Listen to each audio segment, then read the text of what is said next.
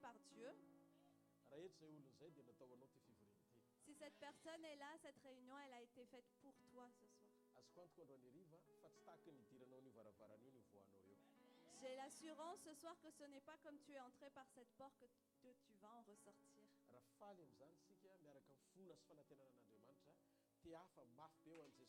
Si vous êtes content et si vous espérez en Dieu, acclamez-le très fort.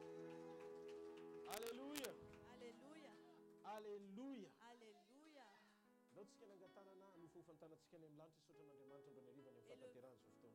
Élevons nos bras dans le ciel et remercions Dieu pour la réalisation de cette réunion. Père, nous te remercions dans le nom de Jésus. Merci pour ce moment précieux. C'est toi qui nous as attirés pour qu'on arrive ici.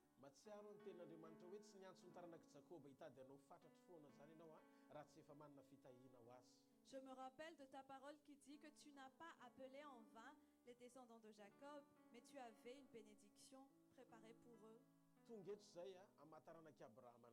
Nous sommes ici en tant que descendants d'Abraham. Parce qu'à travers Jésus-Christ, tu nous as élevés, adoptés pour qu'on soit aussi une descendance choisie. Ce soir, dans cette réunion, que tous ceux qui ont faim et soif de ta justice aujourd'hui, Seigneur, rassasie-les. Donne-leur ta grâce et tes veaux gras dans ton assistance aujourd'hui. Manifeste ta gloire et ta bonté ce soir. Seigneur, nous ne serons pas venus ici te rechercher si nous y arrivons de nous-mêmes. Mais c'est ta grâce qui nous amène ici. Et je sais ce soir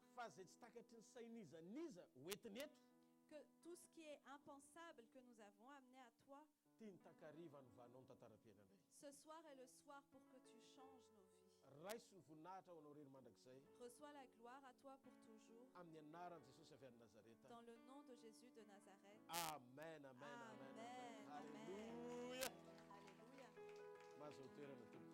Vous pouvez vous asseoir.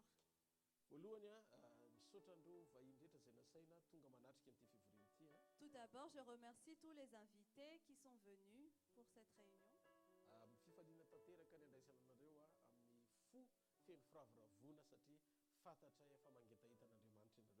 C'est avec joie et c'est avec un cœur vraiment joyeux que nous vous recevons parce que nous savons que vous avez soif de Dieu. Acclamons le Seigneur pour ces personnes précieuses.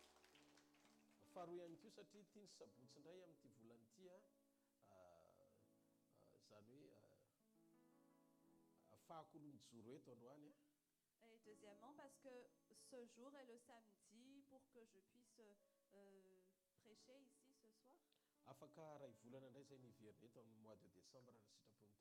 Et nous reviendrons ici au mois de décembre si Dieu le veut.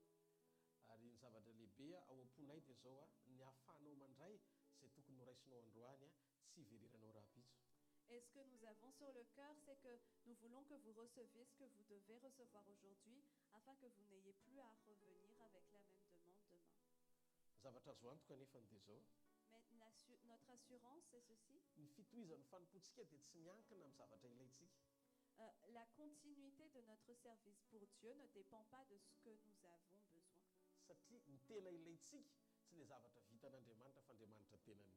Parce que nous n'avons pas besoin de ce que Dieu peut faire, mais nous avons besoin de Dieu lui-même. Et nous vous invitons tous les samedis après-midi à venir ici. Et ici, nous avons des serviteurs de Dieu vraiment bien. Et je peux dire qu'ils ont fait une bonne course dans le service pour Dieu et ils l'ont réalisé. Ils sont quelques pasteurs ici. Et ils sont dirigés par le pasteur Tommy Razanakut et sa femme. Et acclamons le Seigneur pour leur amour pour Dieu. Alléluia. Acclamez fort. Ici aussi, nous avons des pasteurs qui viennent d'Annemasse. Ce sont aussi de très bons serviteurs de Dieu. Je demande à Pasteur Rive et sa femme de se lever. Ce sont nos frères et sœurs. Ils sont dans la même famille que nous.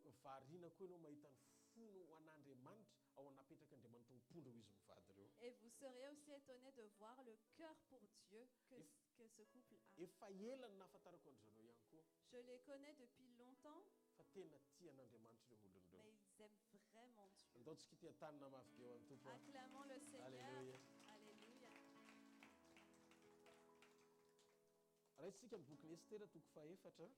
Ouvrons nos Bibles dans le livre d'Esther, chapitre 4.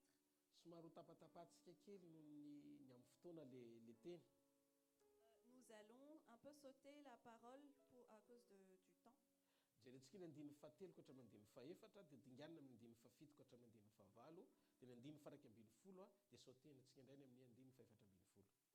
On va voir le verset 3 et 4, puis le verset 7 et 8, et le verset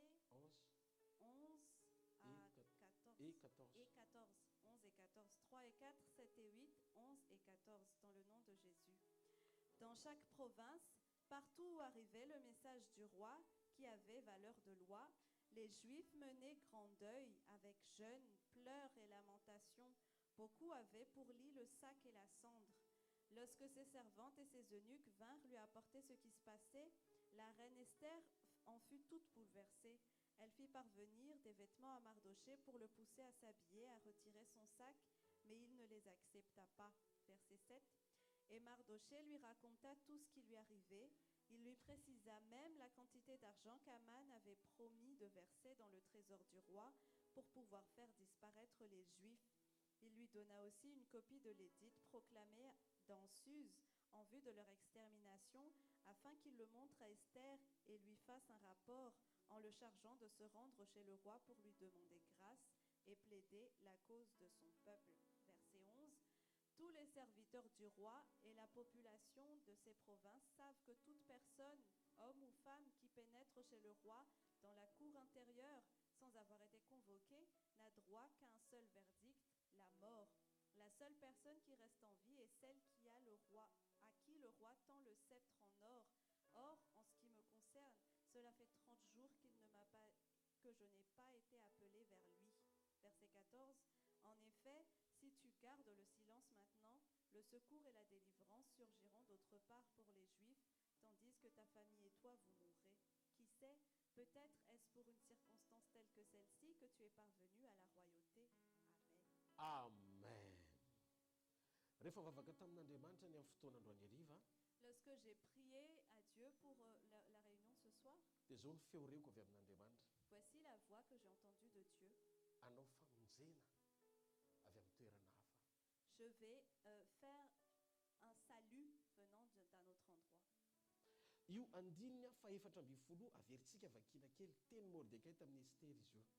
Le verset 14, on va le relire, c'est la parole de Mardochée à Esther.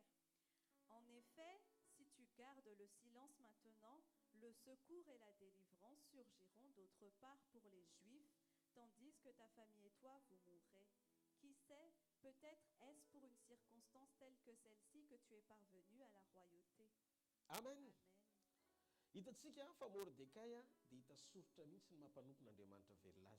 On voit bien que Mardochée est un serviteur du Dieu vivant.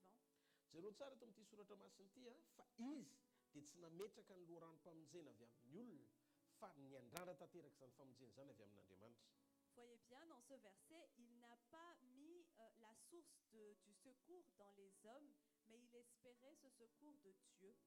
Hitanareo ny baiboly dia tsy inona fa boky maneho ny prinsipa an'Andriamanitra sy ny lalany ary ny fomba ahafahany miditra tsehatra manampy ny olona mety voafetra amin'izao tany izao.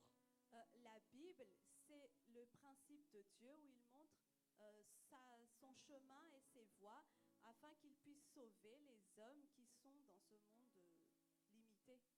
Andriamanitra miteny hoe misy zavatra mbola tiany mihoatra eto ambonin'ny tany. Dieu a dit qu'il veut se manifester dans des choses plus grandes sur terre.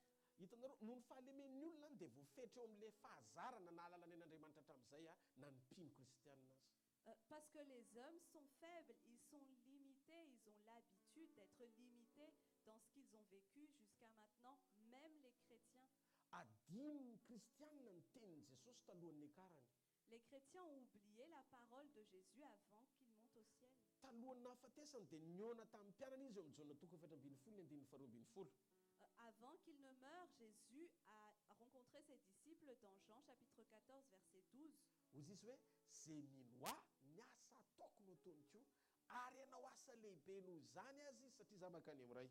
Il a dit, ceux qui me croient, ils feront les mêmes œuvres que moi, ils feront même des œuvres plus grandes parce que je vais au Père. Jesosy te hiteny amin'izay mino sy manaradia azy. Jésus veut parler à tous ceux qui le croient et qui le suivent. Fa mbola mihoatra noho izay zavatra hitanareo nataoko no ampiasako anareo rehefa eo ankavanany ray. Il veut dire que ce que vous allez faire, ce sera au-delà de ce que vous m'avez vu faire et ce que vous avez entendu jusqu'à maintenant parce que je vais aller au Père. Andriamanitra tsy mety diso zany. Et Dieu n'est jamais en faute. Fa maninontsika ny tsy mahita n'ilay zavatra nolazain'i Jesosy ny alohan'ny fotoana ny akaranao any an-danitra no nitenenany an'izany tamin'ny mpianany. Maninontsika ny tsy mahita nefa milaza fa mino azy. Pourquoi est-ce que nous disons que nous croyons en Jésus et pourtant nous ne voyons pas la réalisation de cette parole qu'il a dite avant de monter au ciel? Pourquoi? Misy fomba fijery sy vision tokony ho ahitsy ao anatin'ny olona mba ahafahan'ny olona misitraka an'izany teny fikasà mpamarinana goavana loatra zany. Il y a une vision et une façon de voir qu'il faut corriger dans les hommes pour qu'ils puissent voir la réalisation de cette promesse qui est vraie. Fantatrareo fa efa nisy fotoana nizara momba ny Gideona teto. Vous vous rappelez, une fois j'ai partagé sur Gédéon ici. Gideona nahita ny tenany kely nefa Andriamanitra nahita azy hoe lehilahy mahery. Gédéon s'est vu faible alors que Dieu l'a vu comme un vaillant héros. Ny antony mahatonga n'Andriamanitra mahita azy hoe mahery dia tsy miankina amin'ny herin'ny tenany fa le fahefan'Andriamanitra hamonjy any Israely amin'ny alalany. La raison pour laquelle Dieu a vu qu'il était un vaillant héros, ça ne dépendait pas de la force de Gédéon, mais ça dépendait de la force de Dieu qui va faire sortir les Israélites par lui. Jereo tsara raha mamakintsika ny bokin'ny Estera ray manontolo. Regardez bien, si on lit tout le livre d'Esther, dia tsy Estera ny rôlinao fa Mordecai. ce n'est pas Esther qui tient le premier rôle, c'est Mardoché. Estera actrice ny Mordecai. Esther était l'actrice de Mardoché. Satria Mordecai niketrika ao ambadiky ny fanafahana ny Jiosy sy nandoalika teo anatren'Andriamanitra nanelanelana ny firenena na gardien. Parce que Mardoché, il a trouvé le moyen pour que les Juifs soient libérés et il a intercédé pour les Juifs même s'il n'était qu'un gardien. Enoy ny toerana misy anao, ny toerana misy anao. Écoutez bien, la position où vous êtes, dia tsy asakana n'Andriamanitra tsy hanao zavatra amin'ny alalanao. ça n'empêchera pas Dieu de faire des choses à travers vous Rehefa hita ny toe-ponao. lorsqu'il voit l'état de votre cœur.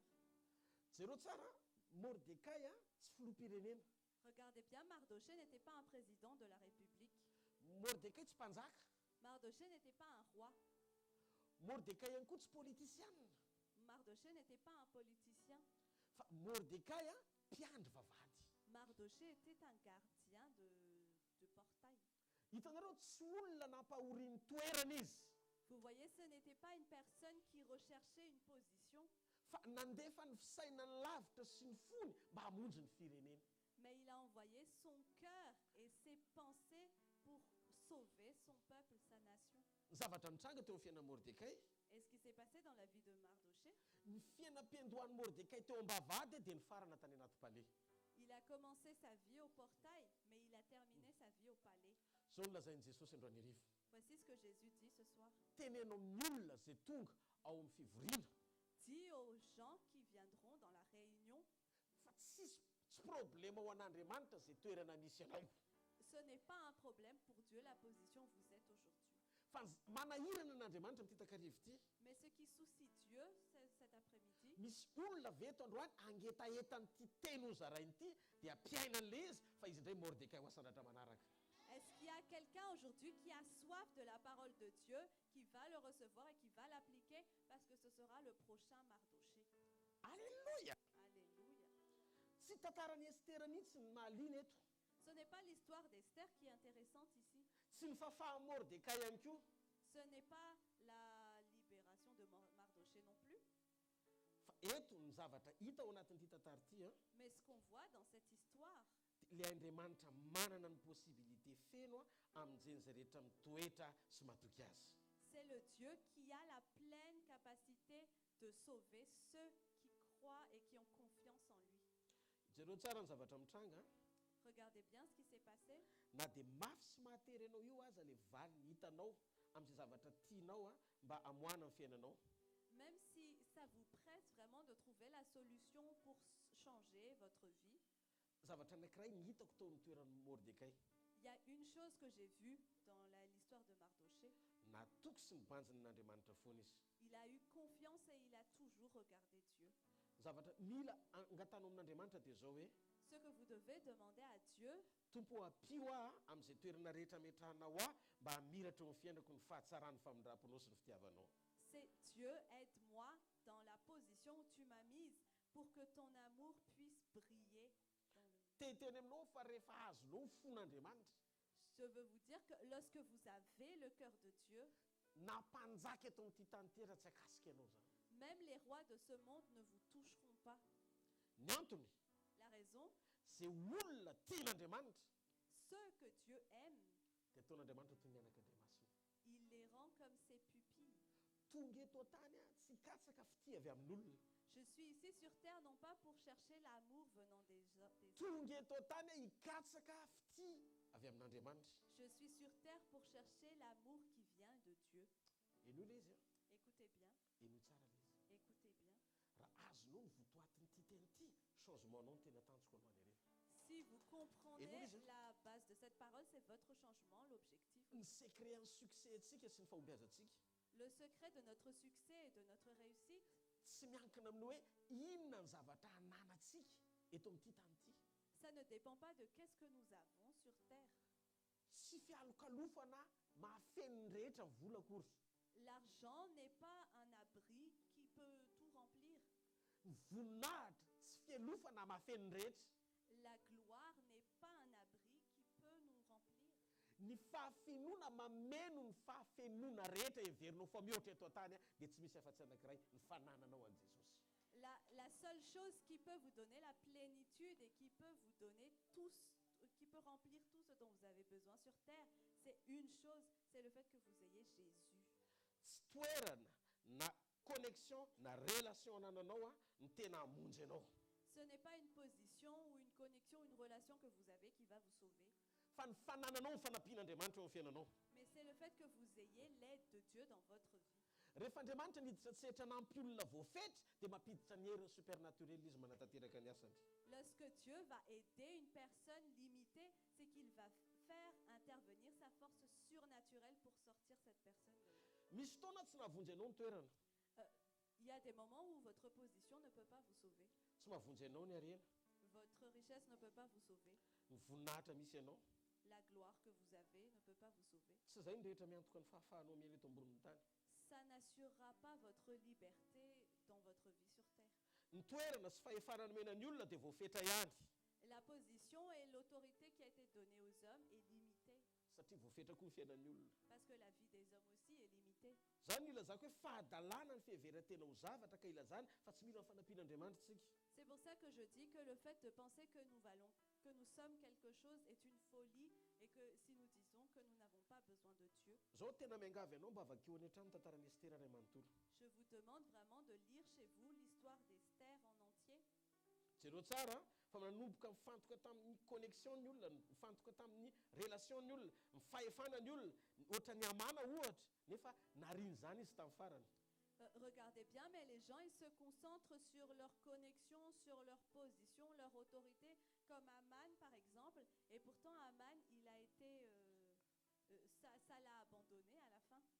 Netety Amana ao anatin'io tantara io, le Amana io le olona nanohatra ny Mordecai. Haman, c'est celui qui était contre Mardoché. Hitanareo zavatra mampalahelo dia zao, ny olona rehetra tao amin'io tanàna io efa nikohaka taminy daholo. Vous savez, ce qui est triste, c'est que tous les gens qui étaient dans le village, ils s'étaient prosternés devant Haman. Olona anankiray teo am-bavahadiny tsy nety dia zay nilany vaniny hatrany farany. Il n'y avait qu'une personne qui était au portail qui n'avait pas accepté de se prosterner et il lui en a voulu jusqu'à la fin. Izy nietreritra fa kaiky indrindra ny mpanjaka izy. Il pensait être le plus proche du roi, Ary mpiara-misakafo amin'ny mpanjaka. celui qui mange à la table du roi, To-teny eo amin'ny lapa. celui qui est obéi dans le palais. Dia nieritreritra izy fa ny relation sy ny connexion anana ny faratapo indrindra.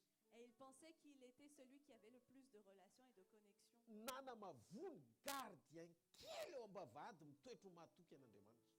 Et pour ça, il a rabaissé un gardien qui était au portail et qui a demeuré, qui est confiance en Dieu.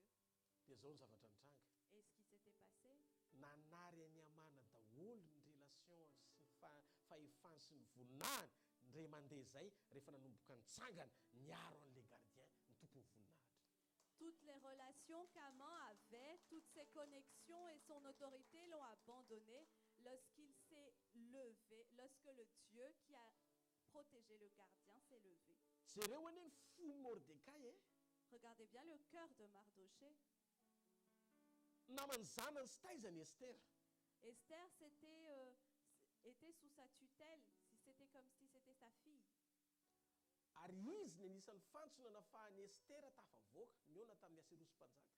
Et il était le moyen par lequel Esther a pu accéder au palais pour rencontrer Assuérus le roi.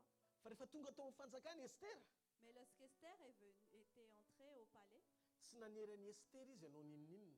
il n'a pas forcé Esther à faire quelque chose. Ozy fotsiny Mordecai, Mardoché, il a juste dit, anisan'ny lalana ianao satria eo amin'ny lapa.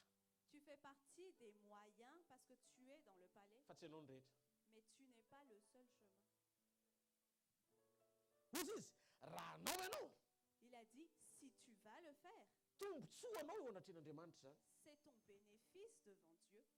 Fa raha tsy hainao ianao, Mais si tu ne vas pas le faire, zaho izy Mordecai mahafantatra n'Andriamanitra n'Israely. moi, je connais le Dieu d'Israël, a dit Mardoché. Misy lalana avy any amin'ny toerana hafa anivaka ao ataon'Andriamanitra eo. Le secours et la délivrance viendra d'un autre lieu.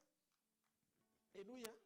Écoutez bien, Ny fanompona le service pour Dieu sy ny tombontsoam-pahefana et l'autorité que nous avons any amin'izay toeram-piasana misy ianao, dans les endroits où vous travaillez, eo amin'ny asa fanomponao, dans votre service, amin'izay toerana rehetra nanendren'Andriamanitra anao, là où Dieu vous a désigné, tombontsoa ny anananao amin'ilay izy.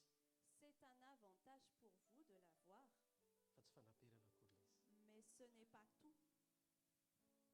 Mianao avy ianareo androany. Vous m'écoutez aujourd'hui? Ny problème ny olombelona eto ambonin'ny tany Le problème des hommes sur terre, rehefa misy faniriany tsy tanteraka lorsqu'il y a un souhait qui n'a pas été accompli, dia mampiasa ny sainy iny ahatonga azy hamorona no zavatra mihoatra. il essaie de réfléchir pour pouvoir faire quelque chose de lui-même. Zay no mahatonga ny devoly mora misarika ny olona any amin'ny occultisme, spiritisme, yoga, rituel. C'est pour ça que le diable arrive facilement à détourner les gens vers l'occultisme, le spiritisme, le yoga et tout ce qui est les rituels, Divination sy ny incantation sy ny sisa sy ny sisa. les divinations, les incantations et tout ça. Ny antony rehetrarehetra reny La raison de toutes ces choses, ny olombelona eto ambonin'ny tany dia mila hery supernaturel mba ahafahany mamahy zay zavatra rehetra tsy takatry ny sainy satria efa niforon'Andriamanitra ao amin'izany ny olona. les hommes sur terre, ils ont besoin d'une force surnaturelle pour qu'ils puissent résoudre leurs problèmes et tout ce qui est impensable dans leur vie, parce que Dieu les a créés comme ça. Azandro any ariva mijoro te hanokatra ny masom-pananao sy ny fonao fa tsy misy lalana ambony indrindra mihoatra noho ny ao amin'i Jesosy Kristy. Et je voudrais ouvrir tes yeux pour que tu saches qu'il n'y a pas d'autre chemin qui est plus grand que Jésus. Mahita andro any ariva n'Andriamanitra hiditra tsehatra eo amin'ny fiainanao. Je vois Dieu intervenir dans ta vie ce soir. Ary ao anatin'ity roa volana farany ity atavy avesatra ho goavana ny vavolombelona hitranga eo amin'ny fiainanao. Et dans ces 2 derniers mois, ton témoignage, il va être gras, il va être lourd. Mila fantatsika zao hoe ny fifatoatsika amin'ny famonjena sy ny fanampian'olombelona dia fandrika avy amin'ny devoly. Nous devons savoir que le fait qu'on soit focalisé sur l'aide qui vient des hommes et le secours qui vient des hommes est un piège qui vient du diable. Satria atonga amin'ny fiainantsika ho tapidalaka ane zany. Parce que ça va faire en sorte que notre vie soit sans issue. Mila azontsika tsara eo amin'ilay toerana anompontsika an'Andriamanitra hoe avy aiza ny sorosa ilainao. Nous devons comprendre dans la position où nous servons Dieu d'où vient la source dont nous avons besoin. Aiza le source amin'ilay loharanom-pamonjena ilainao. Où est la source du secours dont vous avez besoin? Zay ny voazava tsara eto amin'ny tantaran'i Mordecai. Et c'est ce qui est bien expliqué dans l'histoire de Mardoché. Teto ny Baiboly dia nametraka tsara fa mifototra ao anatin'le tantaran'i Estera dia ny fisian'i Mordecai eo. Ici, la Bible met bien l'accent sur le fait que la base de l'histoire de Mardoché, d'Esther, c'est parce que Mardoché était là. Izy dia olona tena tia ny fireneny sy ny vahoakany, manana fo. Il aimait vraiment sa nation et son peuple, il avait vraiment un cœur. Izy tsy mpanjaka. Il n'était pas roi. Izy tsy olona nanam-pahefana. Il n'avait pas d'autorité. Fa mpiandro vavady kely. Il n'était qu'un gardien de portail. Fa zao no nampiavaka azy amin'ny rehetra. Mais ce qui l'a différencié de tous, Tsy tao aminy fahefana, même s'il n'avait pas l'autorité, tsy tao aminy toerana hita maso, même s'il n'avait pas la position fa nanana visible, fo mihoatra noho ny rehetra fotsiny izy. il avait le cœur qui était plus grand que ceux des autres. Zay no mahatonga amin'ny teny andro any arivo. C'est pour ça que je vous dis ce soir Fa ato amin'ity fanjakan'Andriamanitra ity, que dans ce royaume de Dieu, ny olona hiavaka sy sandratra manokana les hommes qui vont être différenciés et qui vont être élevés, dia zay manana fo an'Andriamanitra. ce sont ceux qui ont un cœur pour Dieu. Alleluia. Alléluia. Sainy tsara hoe Mordecai dia mitoetra ho mahatoky foana teo amin'ny toerana nanendren'ny mpanjaka azy. Mardoché, il était toujours resté intègre et fidèle dans la position où le roi l'a mis. Tamin'io efa nanomboka nahilikiliky izy. À ce moment-là, on a commencé à l'exclure. Eo am-bavady izy mamoaka sy mampiditra ny olona. Il était au portail à faire entrer et sortir les gens. Dia zao no ataon'le manaratsy fanahy any amin'ny palais midina. Et le Haman qui était méchant et qui venait du palais, il Fa faisait maninona no ceci. tsy miondrika amiko? Pourquoi est-ce que tu te prosternes pas devant moi? Avonavona, voninahitra. C'était l'orgueil et la gloire. Mila manao jeriatrika rehefa mandalo eto. Il faut que tu te prosternes quand je passe.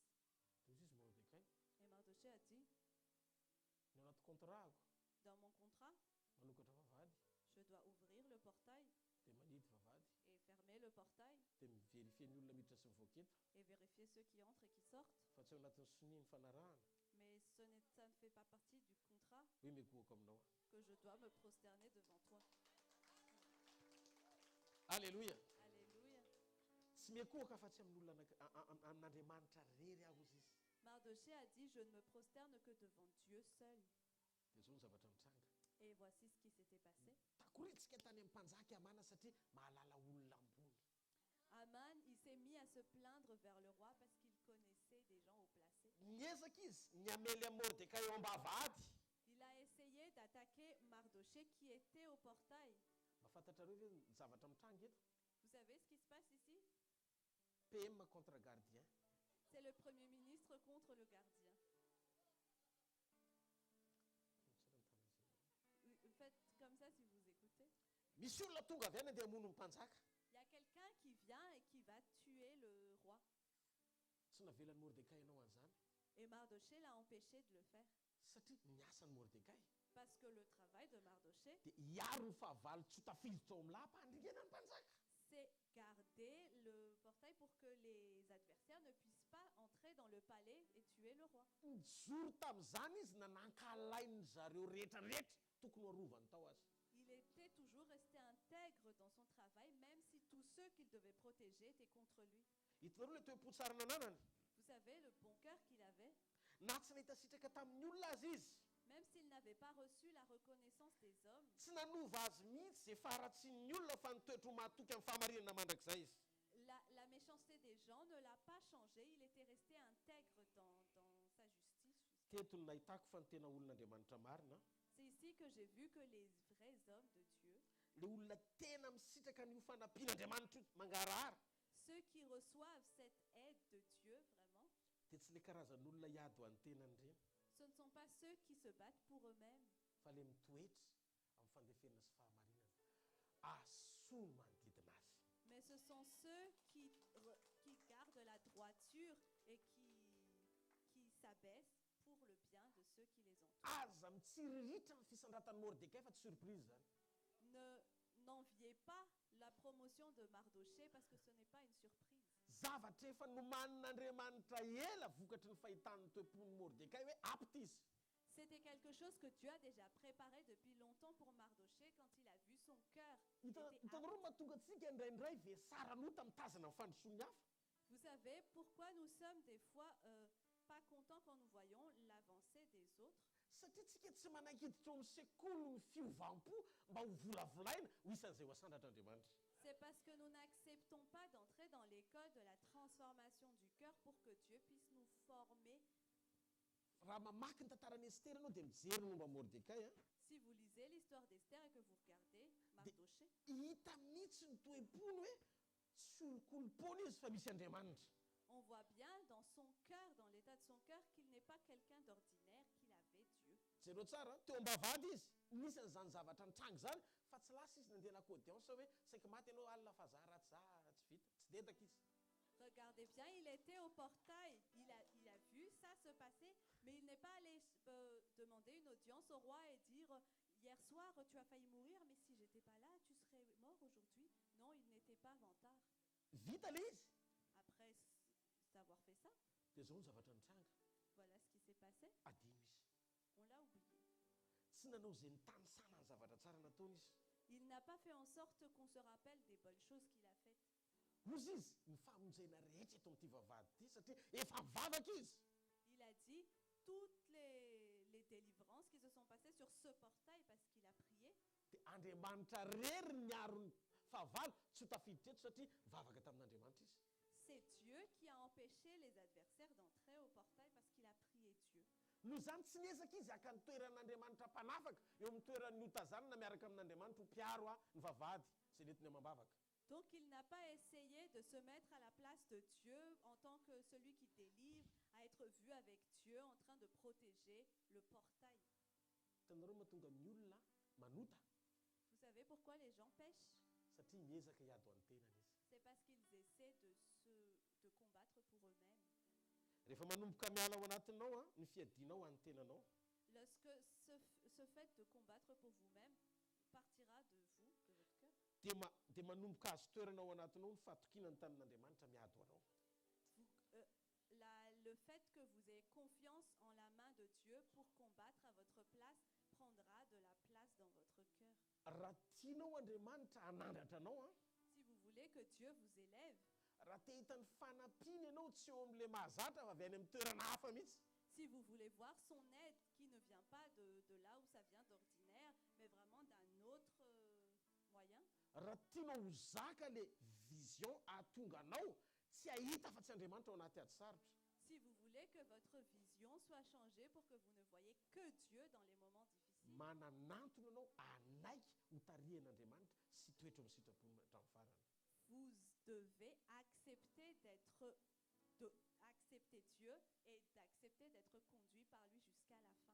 Ny adversaire-ny Mordecai firenena. L'adversaire de Mardoché, c'était toute une nation. I Aserosy efa tafiditra tao anatin'ny complice niaraka tamin'ny Hamana. Assuérus, le roi, faisait déjà partie des complices avec Aman. I Hamana démoniaka sy mpanompo sampy.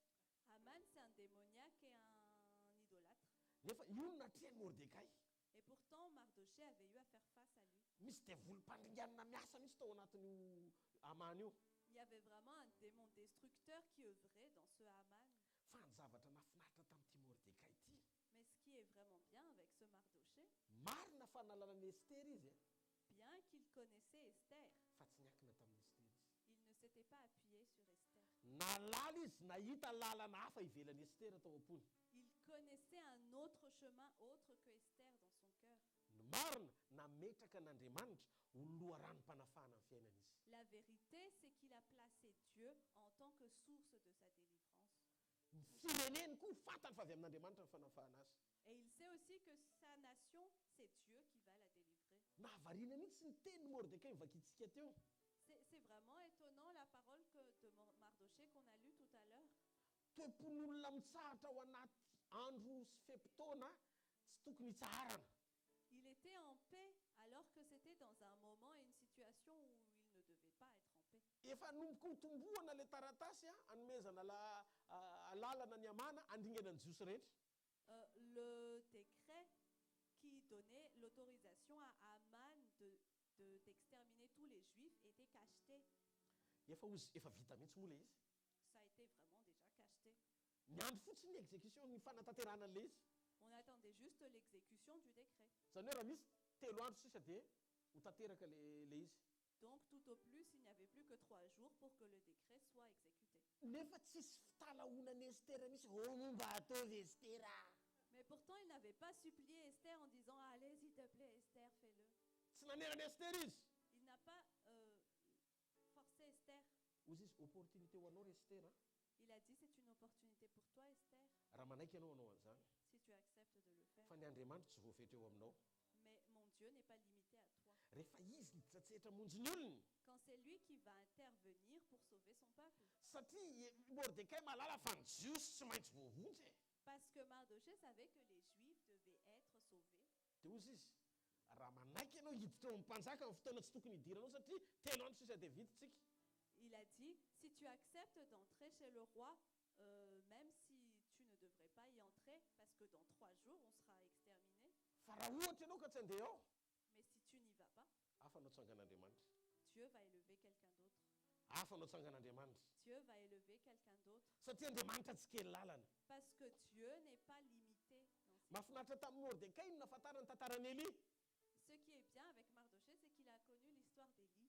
Satria na any amin'ny renirano Kerita azy izy mbola mahita goaka irana ihany Andriamanitra. Parce que même au bord du fleuve de Kérit, il a quand même eu des corbeaux qui étaient envoyés par Dieu. Fantaro tsara fa ao anaty fanekena.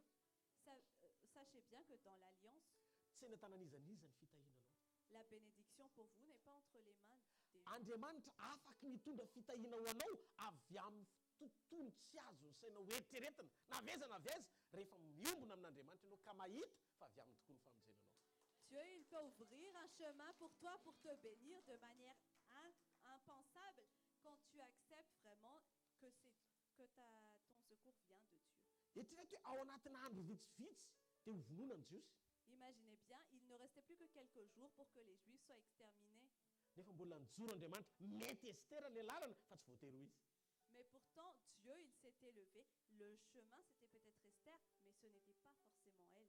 Dia eritrereto hoe ianao androany hariva tonga eto.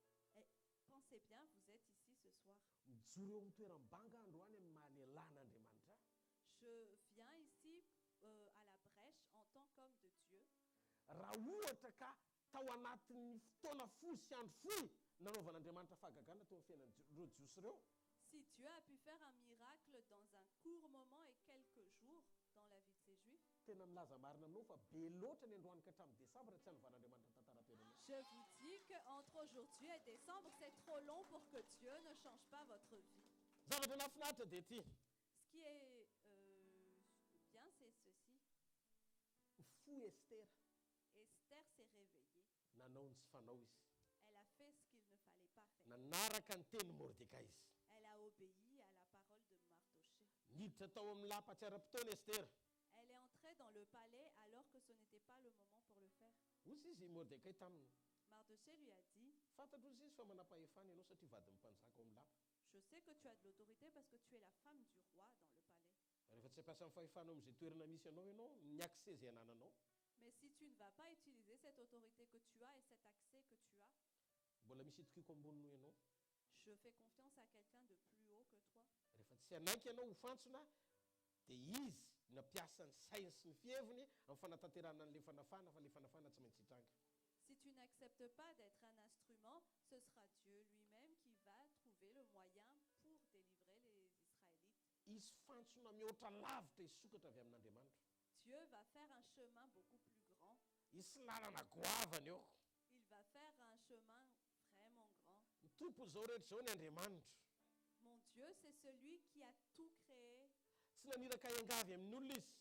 Il ne m'a pas envoyé pour supplier quelqu'un. Naniraka izy hibanjina aminy. Il m'a envoyé pour que je sois focalisé sur lui. Donc ce soir, je voudrais vous dire, si vous avez ce cœur de Mardoché, c'est tout ce dont vous avez besoin pour que tout change. Peut-être que vous avez déjà tout fait, comme Mardoché aussi.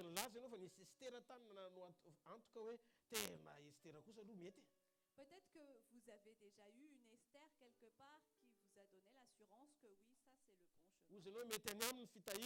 Peut-être que vous avez pensé que la bénédiction venait d'elle, mais pourtant ça ne s'est pas produit jusqu'à maintenant.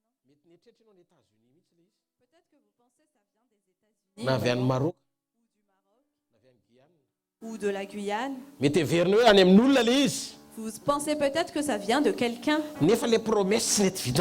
Mais pourtant la promesse, elle ne se réalise toujours pas. Dans le nom de Jésus de Nazareth, Dieu va ouvrir un chemin venant d'ailleurs.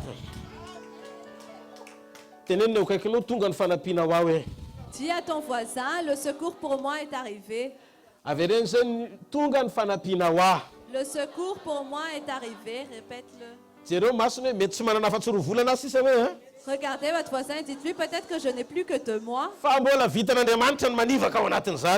Dieu peut le faire dans cet instant. Alléluia. Alléluia. Alléluia.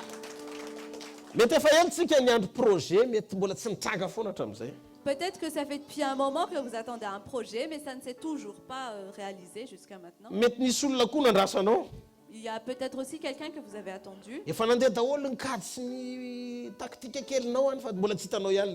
Vous avez déjà tout calculé, vous avez eu votre tactique, mais ça ne s'est toujours pas produit.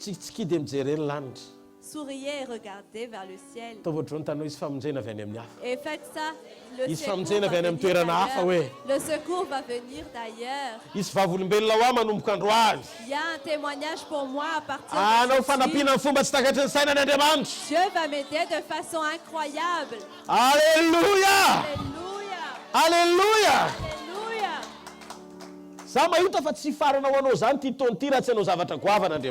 Moi je vois que cette année ne va pas se finir en vain pour vous. Dieu va faire quelque chose. Ce couple vient d'Annemasse. Ils sont là. Ils avaient un enfant de la foi. Il s'appelle Eric.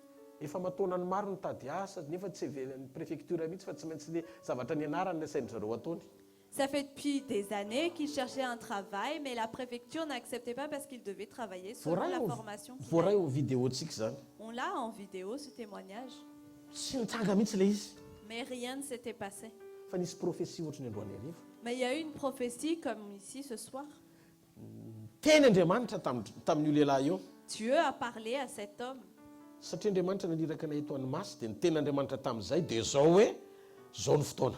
Parce que Dieu nous a envoyé à Annemasse, la parole de Dieu à ce moment-là, c'était maintenant c'est le moment convenable.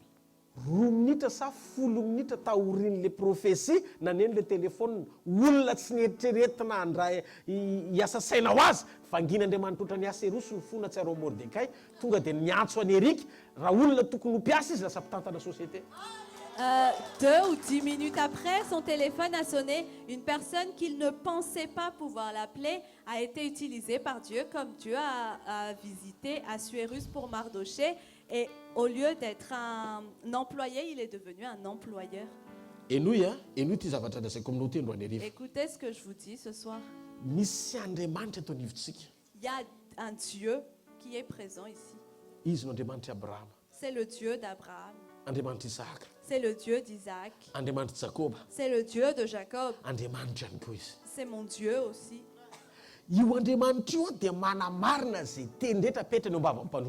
Ce Dieu, il justifie la parole qu'il met dans la bouche de son serviteur.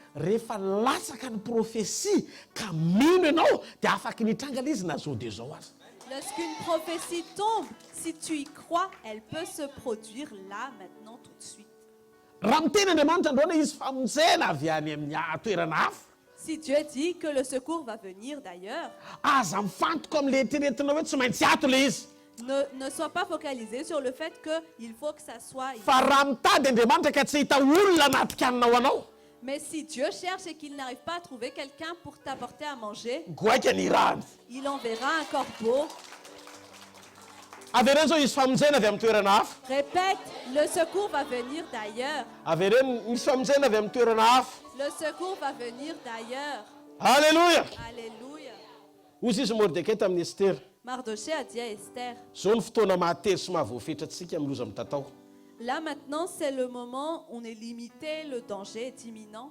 fa rehefa tsy anaiko fitaovana ianao satria ohatry misainy zay hoe tokony anao le izy Mais si tu n'acceptes pas d'être un instrument parce que nous pensons que ça devrait être toi. za ozy izy Mordekay mpamaky baiboly Moi, Mardoché, je lis la Bible. fantaro tsara ny tantaran'ny Eli Je connais bien l'histoire d'Élie, ireo karazana fanampiana be deaibe nataon'Andriamanitra toutes les aides que Dieu a fait.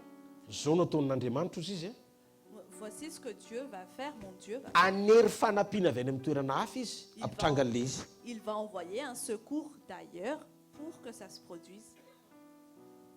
fotoana manomboka androany tsy tokony hipetrahan'io projet io ntsony ao anaty cahier fa iréalisen'Andriamanitra any eo amin'izay C'est le moment à partir d'aujourd'hui pour que ce projet ne reste plus sur le cahier, sur le papier, mais qu'il soit réalisé. averiko fotoana zao tsy tokony hoe hijanona soratra ntsony le projet anao fa ho réaliseny zany mialoha farany taona Je répète, ça ne devrait plus, ton projet ne devrait plus rester sur le papier, mais il faut qu'il soit réalisé avant la fin de l'année. io fiainana ohatrany tsy mietsika tsy mandroso ohatra mijanona eo amina toerana anankiray io manomboka amin'ity takarivo ity hiditra tsetra Andriamanitra nokatra vision hietsika Andriamanitra amina karazana manifestation mbola tsisy hatramin'izay ary zay zavatra fanampiana tena ilainao mihoatra nataon'Andriamanitra eo amin'ny fiainanao amin'ny anaran'i Jesosy.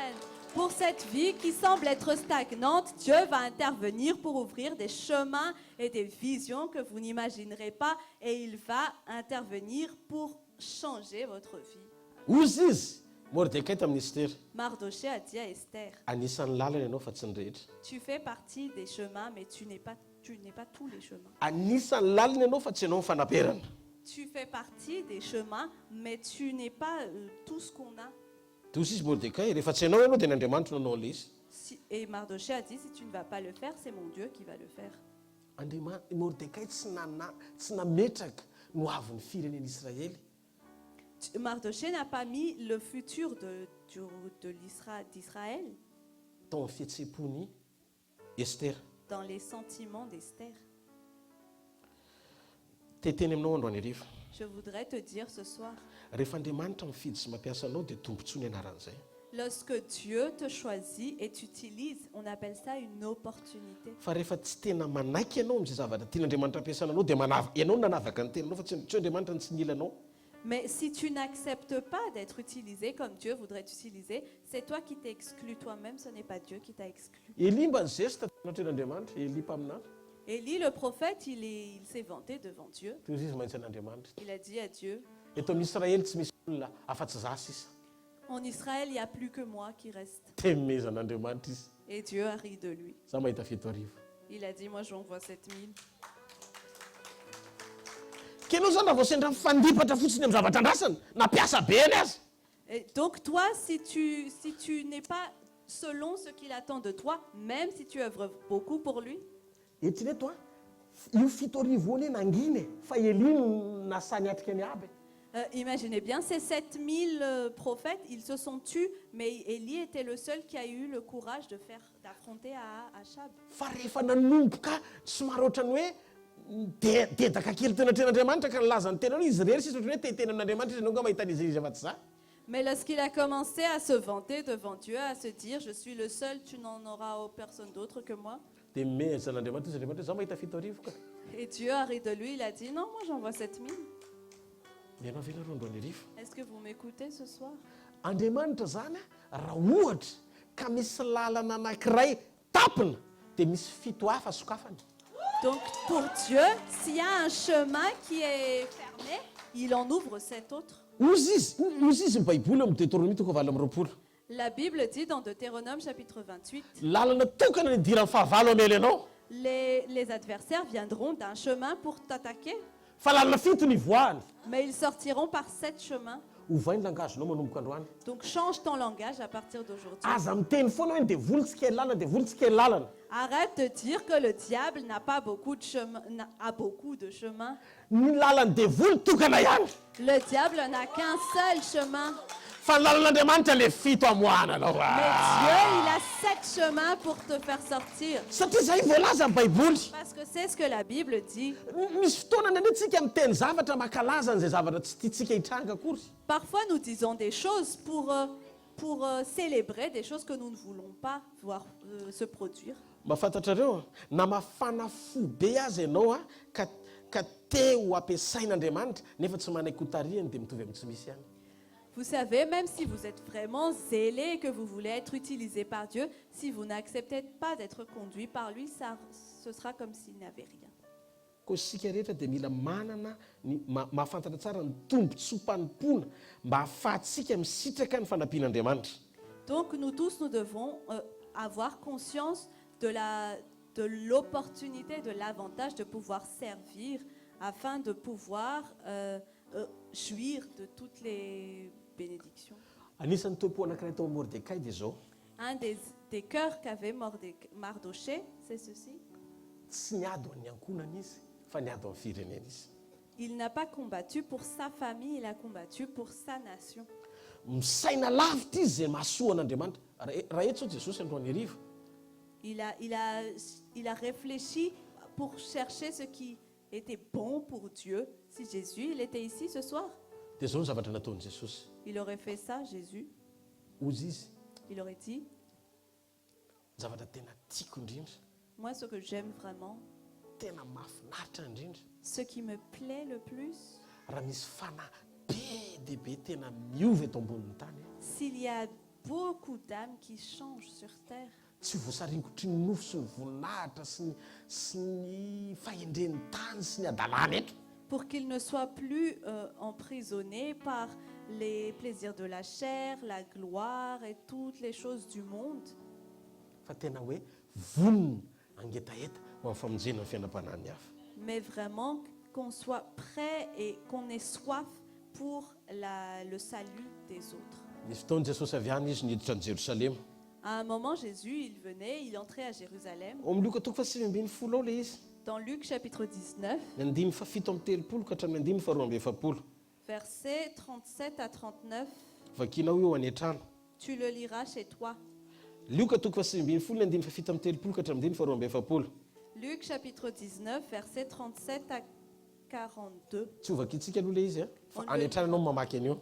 On ne le lira pas, mais à la maison, tu le liras. Hiditra any Jerosalema Jesosy miaraka amin'le briky. Jésus entrait à Jérusalem sur l'ânesse.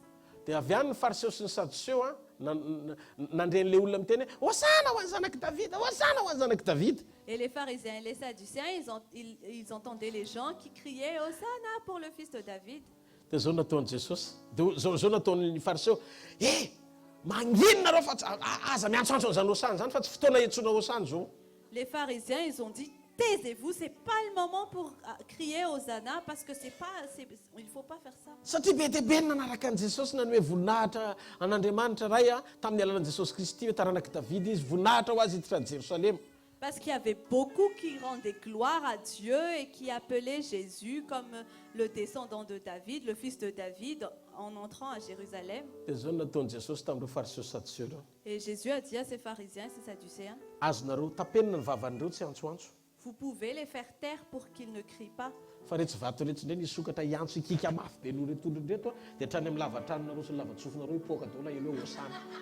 Mais ce sont ces pierres qui vont se mettre à crier encore plus que ces gens-là. Et jusque dans vos maisons, vous allez avoir les tympans qui vont vous faire mal.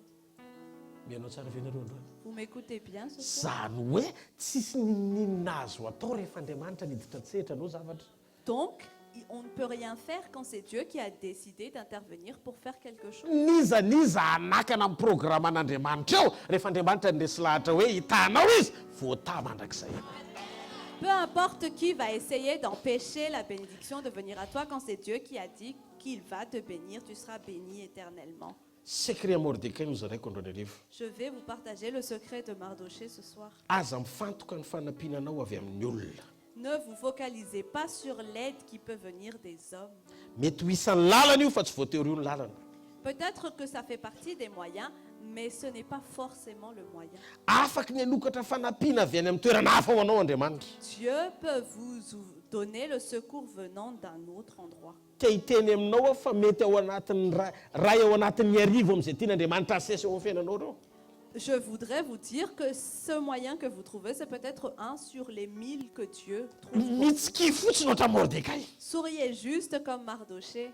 Hitanareo rehefa ny olona matahotra ny fitahiana tsy tobaka eo amin'ny fiainany dia misako ohatrany hoe te sarangotra any amin'ny olona izy zay veriny fa tokony hanampy azy na manakana ny olona tsy afaka hanampy ny hafa koa.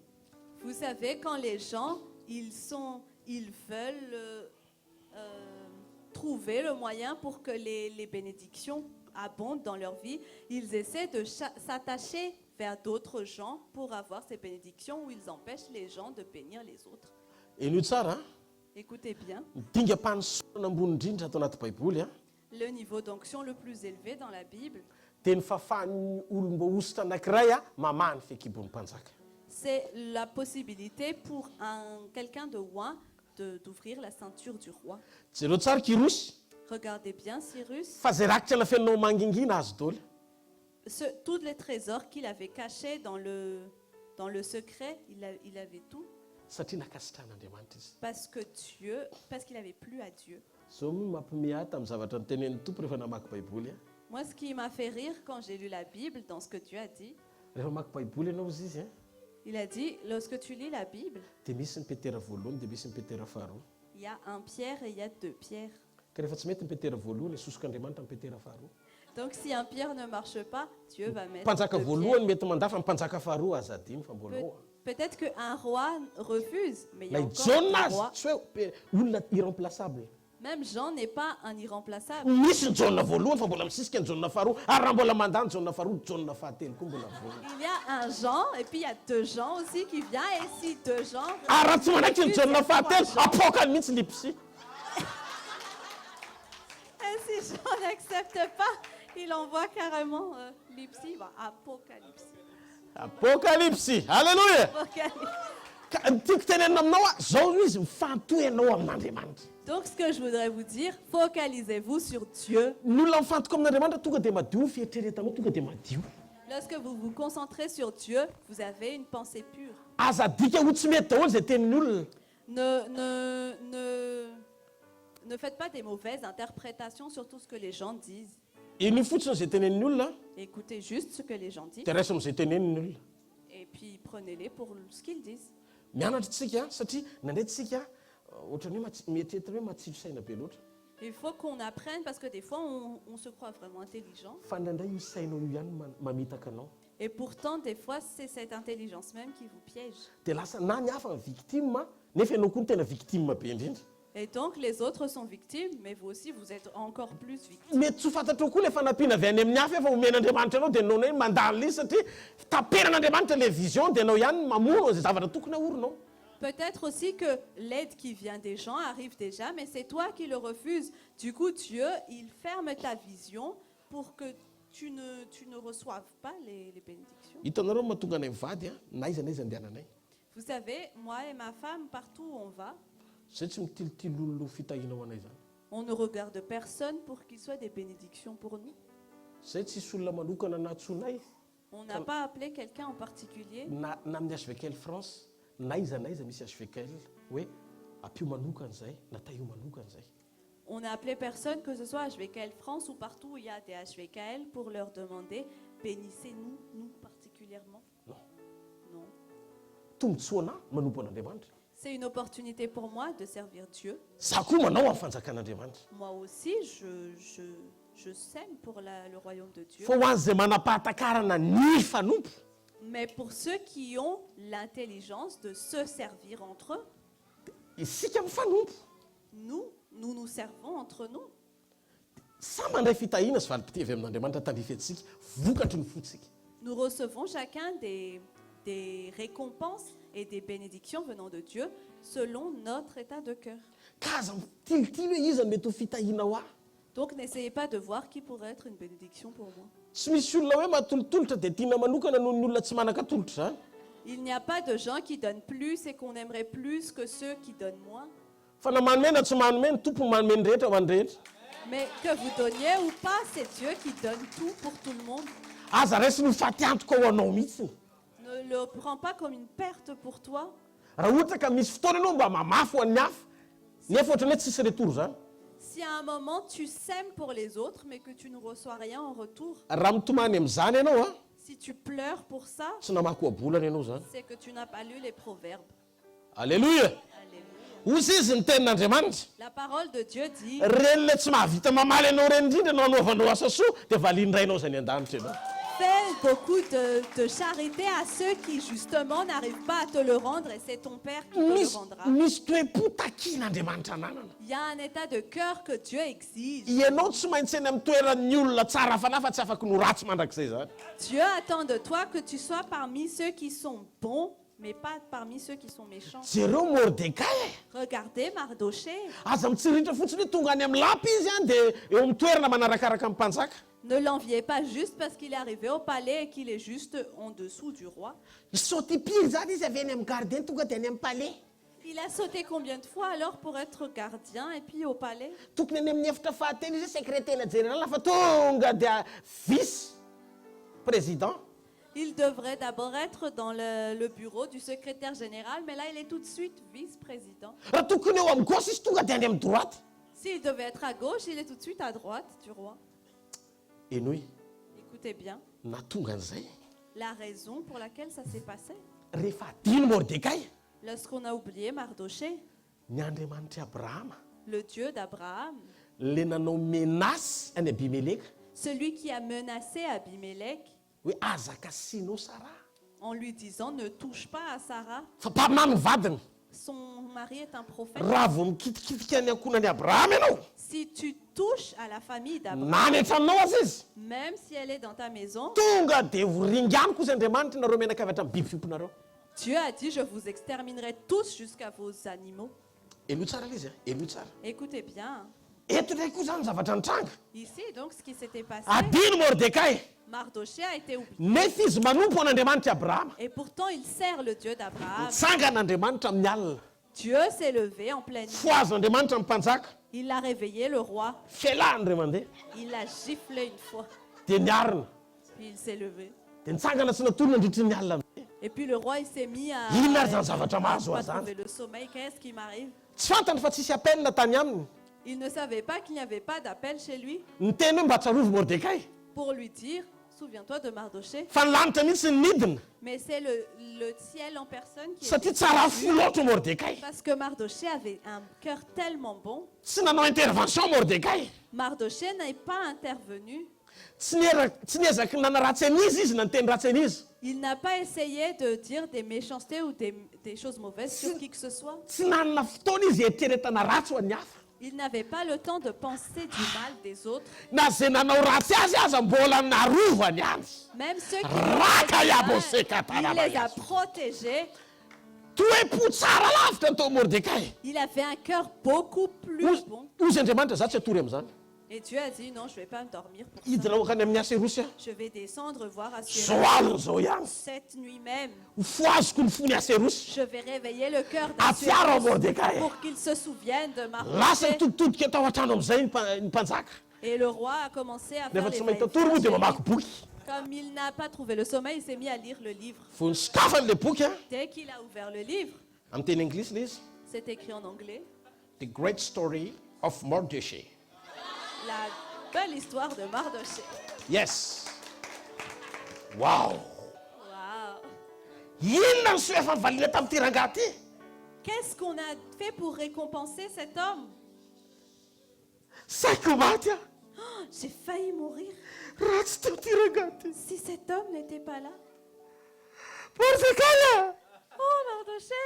Mordecai amin'io a eo ambavady. Et à ce moment-là, Mardoché, il était au portail. Fo tamin'ny maraina izy Ce matin même, nandalo io amana Aman est passé. dia mbola tsy niondrika indray. Il ne s'est pas prosterné. Dia sady nahazo izy tany ambany a. Il a eu un coup en bas. Nahazo koa tany ambony. Il a aussi eu un coup à la tête.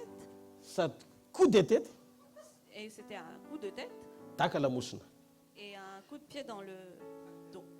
Foka natory amin'ny alina. Et il était là à dormir le soir.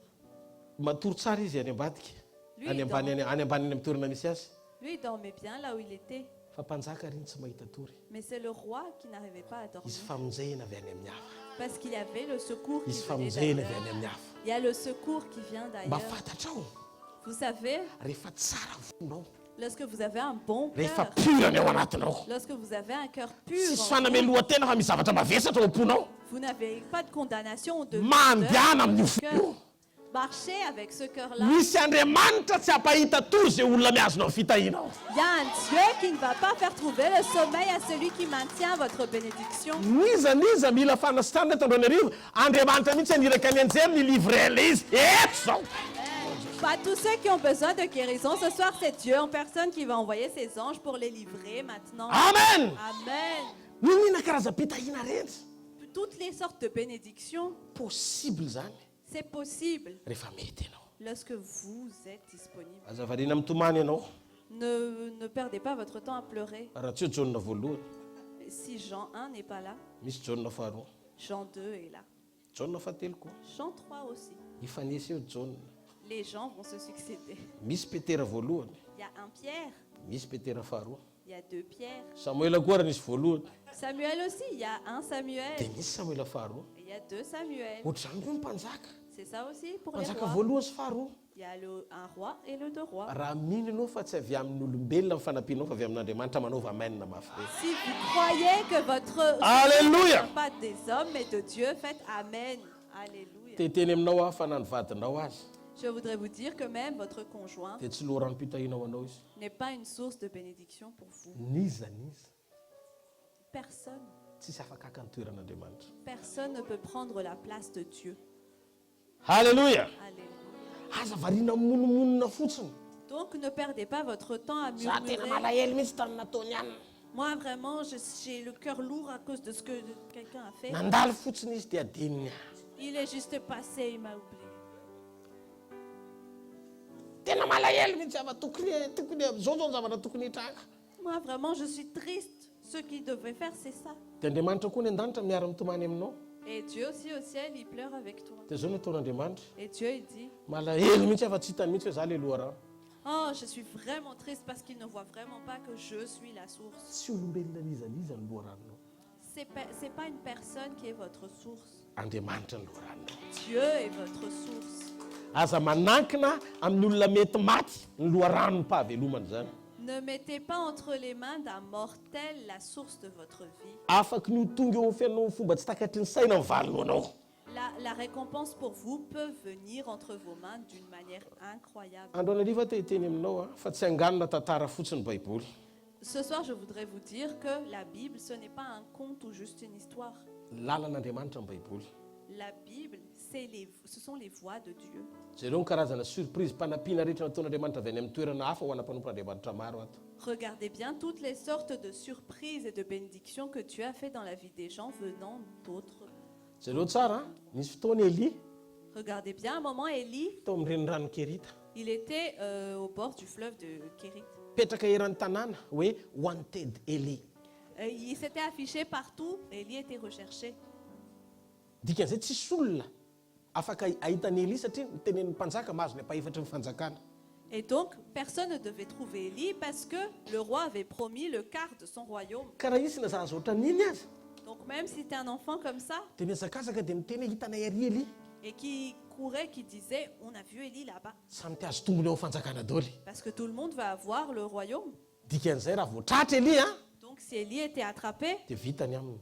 il serait mort. Dia hozy Andriamanitra, Et Dieu a dit, Elia Élie, na tsy misy olona aza même s'il n'y a personne, zany loharano ambony indrindra ho anao. je suis ta plus grande source. Vitako Eli maniraka goaika Élie, je peux envoyer un corbeau, andana zanako. mais va mon enfant. Ny rano goaika. Il a envoyé le corbeau. Goaika mpihinan-kena. Le corbeau, c'est un carnivore. Mofo koa. Il mange aussi les pains.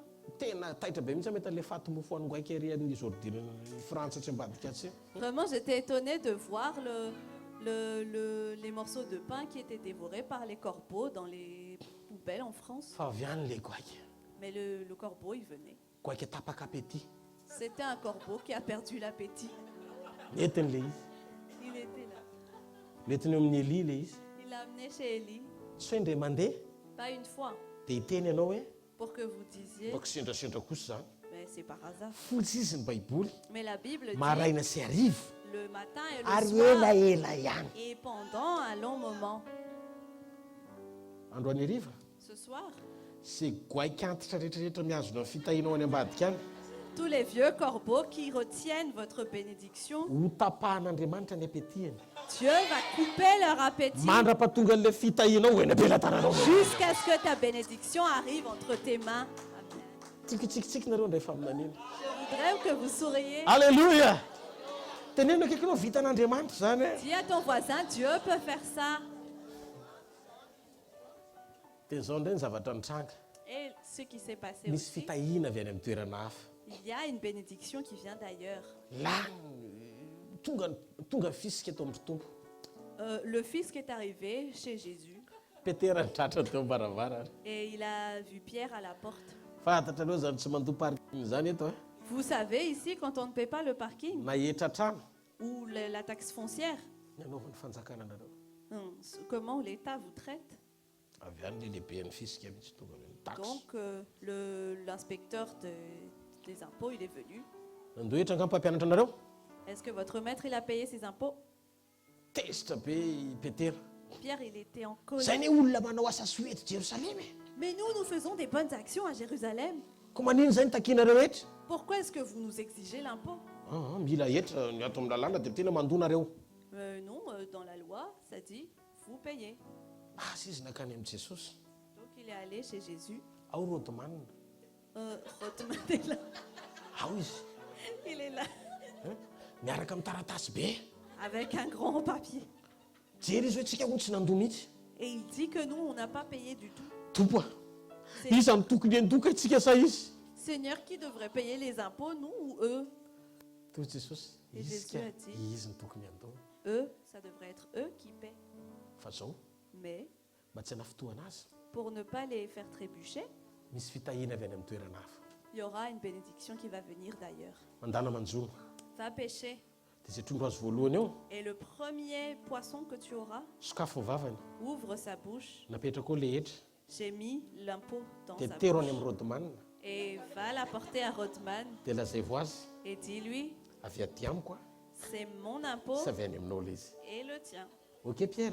Ok Pierre? Ok ozy Pierre. Et Pierre a dit ok. Laisiny amin'izay le jona. Donc il a pris son sac à pêche, Mandeha tany amin'ny rano. il est allé à l'eau Dia tonga teo izy dia lasa saina ina daholo moa le teny sy le directive. et puis il était là, il s'était dit, c'était quoi déjà toutes les paroles et les directives? Pipa avy any amin'izay rehefa avy eo le tsy mino an'le zavatra ataon'Andriamanitra. Et puis il y avait eu un incroyant qui était passé. Maika ho ny rodomanina zao. Oh, vite, vite, vite, Rodman, il a besoin d'impôts maintenant. Raha vo tsy voalohy mandrapatonga any amin'ny telo triplé. Si tu le paies pas jusqu'à 15 heures, ça sera triplé. Ozy izy Petera. Et Pierre, il s'était dit, Rodomanina maniry. Rodman me presse. Tena tsy hita velively. Mais on ne voit pas. Ok. Nalasany amin'izay le jona. Il a lancé sa canne. Trondro anankiray niakatra avy any. Il y avait eu un poisson qui était monté. Tsy reny le trondro ohatran'ny bitabitaka be. Il a vu Ary efa le bitabitaka poisson. izy analan'le tadipitany iny tsy tokony isy vola mipetraka intsony. Et il y avait le poisson qui avait beaucoup bougé. Normalement, quand on enlève le hameçon, il ne devrait pas y avoir de l'argent qui doit rester. Ampiakariny ohatran'izao. Il a ouvert sa bouche. Sokafany. Il a ouvert. Io le hetra atao. Oh, voilà, l'impôt, c'était dedans. Zao natao ny Petera voalohany. Et ce qu'il a fait, Pierre, Naka place izy. il a pris un endroit. Andriamanitra ao. Il a dit, Seigneur, Nisy brinksa zany eny anaty rano. il y a donc des briques dans l'eau. Le fiara mitondra vola makany amin'ny banky reny. Ces camions qui apportent l'argent vers la banque, Any anaty rano. c'est dans l'eau. Sokafana ny vavany dia mamoaka vola. On ouvre sa bouche et on voit de l'argent. Izy moa malagasy moa i Petera. Pierre, c'était un malgache. Tsy io sy malagasy ohatranahy izy. C'était un juif malgache comme moi. Dia zao no teneniny. Et voilà ce qu'il a dit. Rehefa mety ny atao miaraka amin'ny tompo a. Quand ce qu'on fait avec le Seigneur marche, Nasabakaka aza mba ampididrano ketsy. Même les grenouilles apportent de l'eau dans la rizière. Ary miaraka amin'ny Jesosy indray Et avec Jésus, rehefa mety ny atao miaraka aminy a quand tout ce qu'on fait avec lui marche bien, natrondro aza mandodenary. même les poissons, ils vomissent de l'argent. Tsanina ny fahafambaraka. Oh, c'est la fin de la honte. Ity indray mitorako ity indray Cette fois, tondra an'le voly Petera Pierre, il a amené l'argent. nandondona tany amin'ny Rodman. Il est allé toquer à la porte de Rodman. Dodony taitry Rodman ahoana Et Rodman andony était donné, volanao a je vais payer ton tonga argent. te tsara fanabe mihitsy Rodman. Rodman, il était devenu très sympa. Dia hozy izy rehefa avy eo azonareo tohizana mihitsy ny asanareo. Et puis il a dit, vous pouvez vraiment continuer votre œuvre. Tsy nientsika ny kristianisme hoentin'i Jésus mihitsy za eto Jérusalem. On ne va pas poursuivre ce christianisme que Jésus amène à Jérusalem. Tsy namposiko mihitsy hoe mandoa taxe ohatr'izao nareo. Je n'avais pas pensé que vous payiez les taxes comme ça. Nandehanako nody taty zao nampidirinareo hatramin'ny fandehanako taxeko ohatran'le taxe. Maintenant que je suis ici, vous avez donné en plus le frais du taxi, en plus de la taxe. Tsikitsiky Petera nody.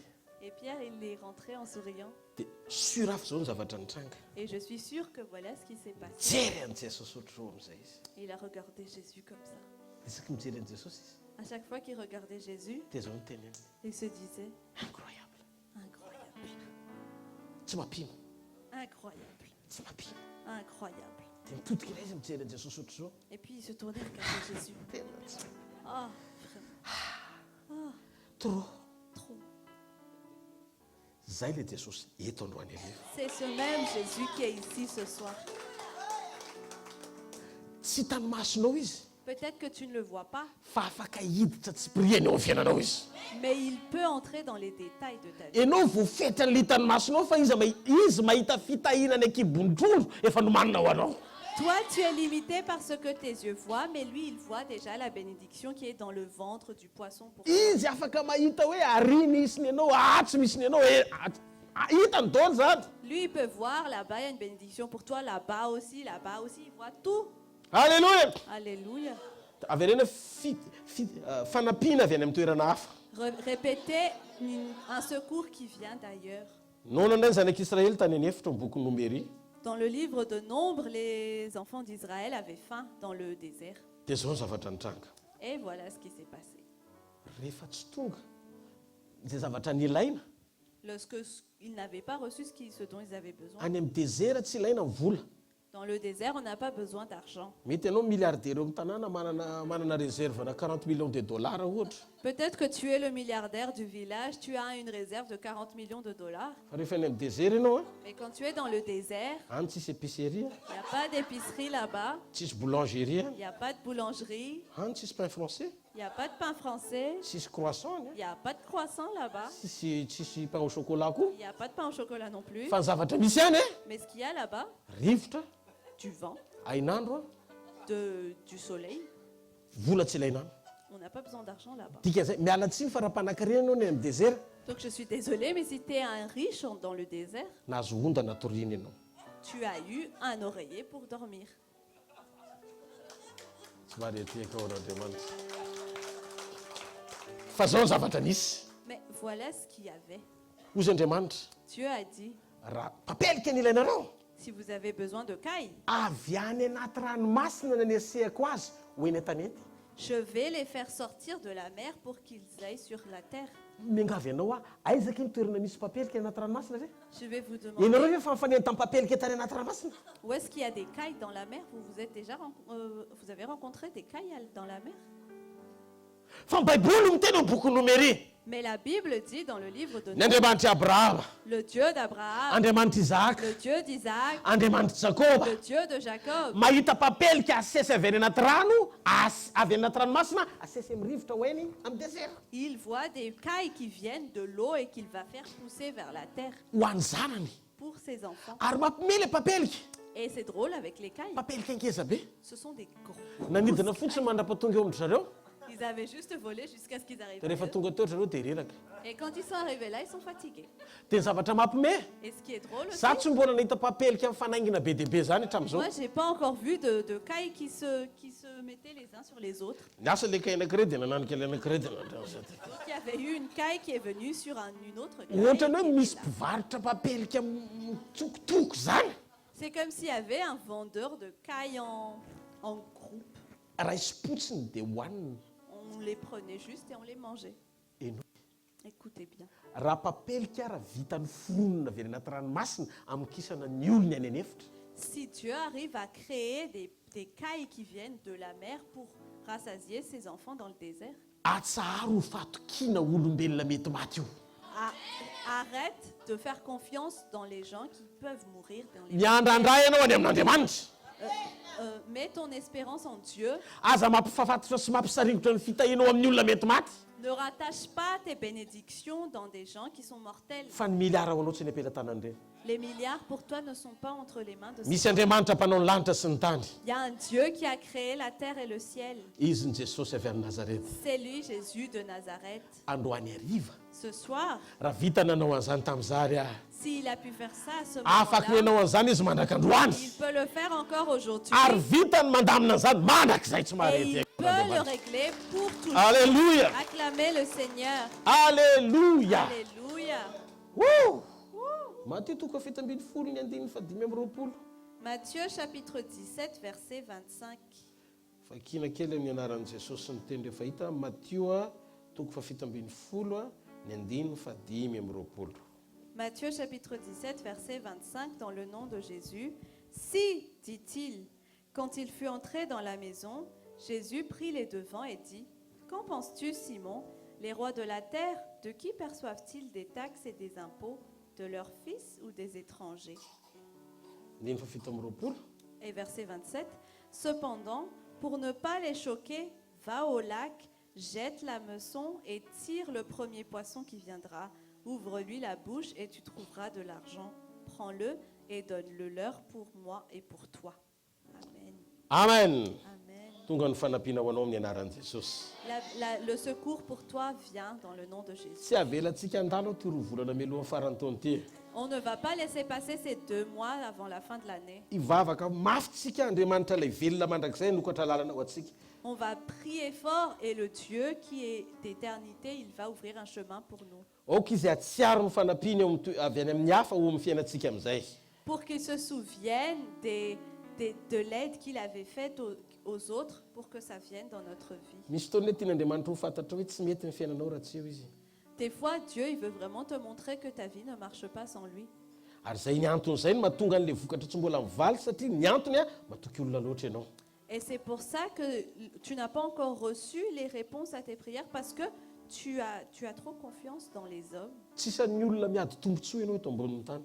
Tu ne fais pas partie de ceux qui cherchent des avantages et des intérêts sur terre. Fa karazan'olona misitraka ny tombontsoa-pahasoavana avy amin'Andriamanitra. Mais tu reçois les intérêts qui viennent de Dieu. Zavatra anankiray ny tian'izao tontolo izao atao. Il y a une chose que ce monde veut faire. Tiany hitomany foana ianao. Il veut que tu pleures tout le temps. Jereo Mordecai fa rehefa misaona izy. Regardez Mardoché quand il était dans le deuil. Vao mivakitsika teo ilay izy. On vient de le lire là tout à l'heure. Tena naterany Estera lamba. Esther lui a ramené des vêtements. Teo izy izy. Et il a dit, Tsy lamba ny ilaiko. j'ai pas besoin de vêtements. Fa ianao manompo an'Andriamanitra. Mais c'est toi qui sers Dieu. Izy mitomany.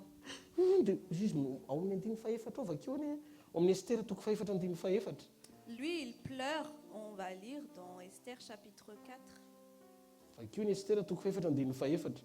Ahitantsika an'izany tantara zany hoe tena tonga teo tokoa Estera naniraka hoe ity ny lampy ty alefaso any Mordecai dia nalefa teo ilay izy.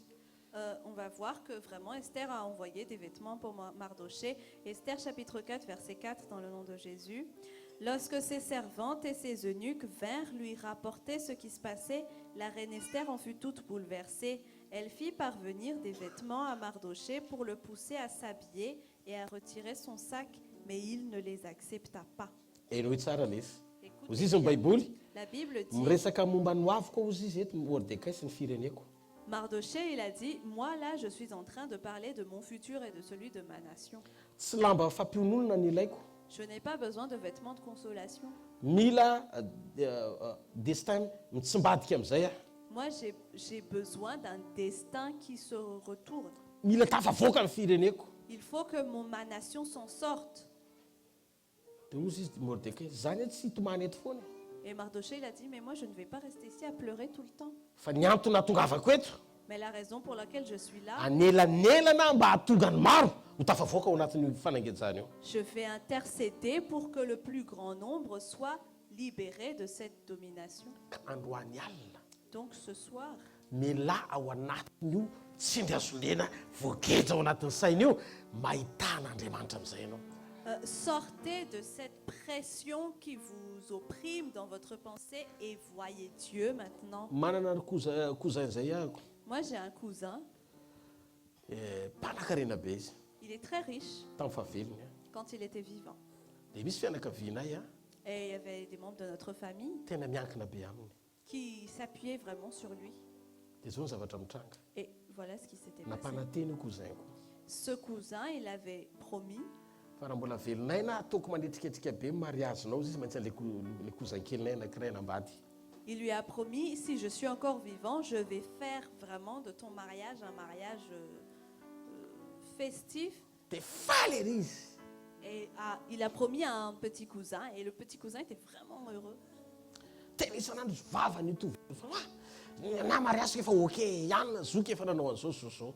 Et vraiment, ce petit cousin-là, il n'arrêtait pas de dire, moi, mon mariage, il est ok, mon cousin, il a promis ceci, ceci.